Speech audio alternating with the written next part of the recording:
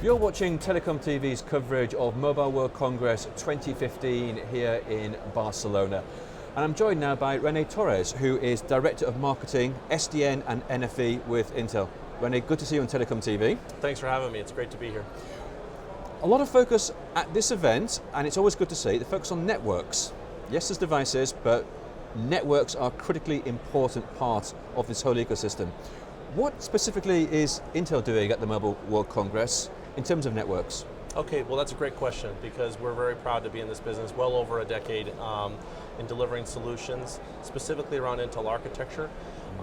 We have over 8 demos in our booth that are specifically tied to Intel infrastructure based solutions. In this case, they are telco-based solutions that combine a number of capabilities around our Intel Network Builder partners. So we have a community of over 120 partners today that span everything from orchestrators, controllers, servers, network virtual functions. In this case, we are bringing these solutions together utilizing open source and open standards, and in particular, our open network platform reference architecture. In this case, 6 of the demos that you're going to see on the floor take our open network platform and they demonstrate how we are delivering commercial solutions for the market. And many of these are demonstrating capabilities for the first time the market's never seen before. For example, we're very proud to be working with Cisco today to be able to demonstrate the NSH service chaining specification from the IETF. We are also right now showing some capabilities for VNF descriptors for orchestrators and how you do intelligent workload placement using capabilities like Tosca. So a lot of exciting capabilities that we're bringing to market around open source and open standards is really our focus for the event. For the telecoms industry, open source and open standards is relatively new. How important is it to embrace this community? And you also mentioned your ecosystem of developers. How important is it to have these software developers? That's a great question. You know, for us it's critical because what it does is it allows us to enable interoperability, and scale is really the key thing here. We want to help build an ecosystem of solutions for SDN and NFV that can be interchangeable, a large economy that could go and grow and scale to create capabilities that are similar to what we have in the server world today. The ability to take and mix and match solutions so that you get the best of breed and you're able to accelerate innovation. The challenge that has been the industry's problem statement leading up to SDN and NFV is that you have legacy solutions that are typically vertically oriented. And if you're making a better or investment on that solution, it's difficult to intermingle, interoperate that with another vendor solution.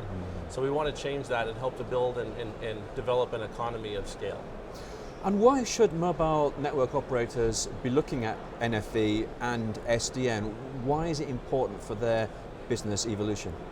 Well, we kind of look at it as 2 ways. One way is to save money, other way is to make money. And obviously make money is the most important, is to try to grow the top line. I think one of the key things is to be able to develop new services based on NFV.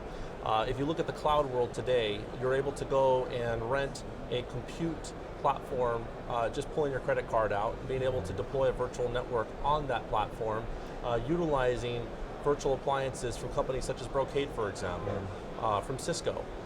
So what I see is an opportunity for the telco environment to now move towards that cloud model, being able to deliver NFV solutions and services utilizing the same underlying IT technologies that the cloud world has been using for some time. NFV is an ongoing process. The standards are evolving, the frameworks are still evolving. How are you, as Intel, how are you moving forward the process? That's a great question. So we are involved in multiple open source, open standard consortia. In many cases, we are participating in some of these as a member. Other cases, we're creating them. A good example is we're participating in OPNFV. A lot of activity happening here at the show around that initiative. We've also been participating in ETSI. If you look on the flip side, we've also created some open source capabilities, such as our data plane development kit.org.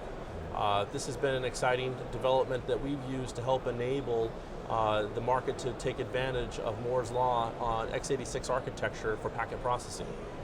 So we see that the involvement in each of these consortia is critical to unlocking SDN and NFV. It's really a journey, and we see that today there may be, let's say, 10 or 12 different consortia participating in it. It could be 20 in the future. The key thing is we're continuing to build and unlock new capabilities with the community. Great. Rene, thanks very much indeed for talking with us on Telecom TV. It's my pleasure. Thank you.